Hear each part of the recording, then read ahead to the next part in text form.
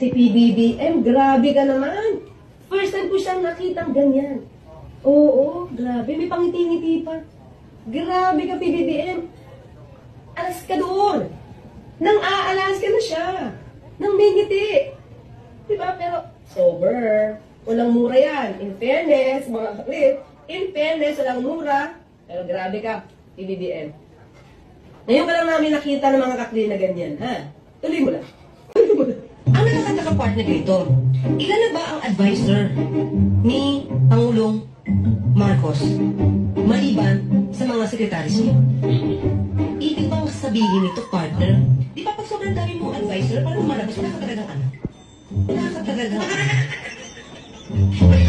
Diba? Ang dami mong advisor, kasi sekretary ka pa, tapos may music ka pa, may ask ka pa in everything. Wala ka talagang ano?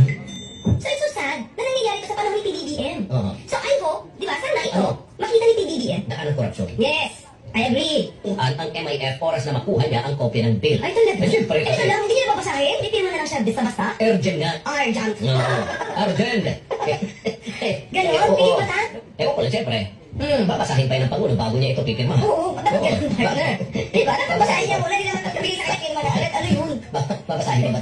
Kasi urgent. Urgent nga. Ay, naku, partner, di ba? Pag binabasa natin itong mga news na to, Oo. bakit pa parang ang nangyayari ngayon, partner, especially itong sa mga lawmakers natin, parang sila yung nagiging lawbreaker. Mhm. Di ba? Lawmaker na lawbreaker. Di ba? Partner, doon pa lang sa pag-certify na urgent ito, hindi na ito naaayon sa Constitution. Mhm. Kasi mag-certify ka na as urgent at pwede madaliin Mhm. kapag ka meron tayo, pag may public emergency, o yung kinakaharap mo na yung calamity. Yun po kayo ng ano. At kay BBM, palagay ko may flood control na rin ito. Iba na sinasabi ngayon eh. Ang liwanag ha, kung anong klaseng tao itong mga natira sa kanya. So may kasabihan, Saint Peter flocks together, pagkakasama sila. So yun ho ang nangyayari sa ating bansa. Puro kasinungalingan. Ito, kung mga alas kayo, kala ko, BBM na BBM. Pero binabalatan niya si BBM noon.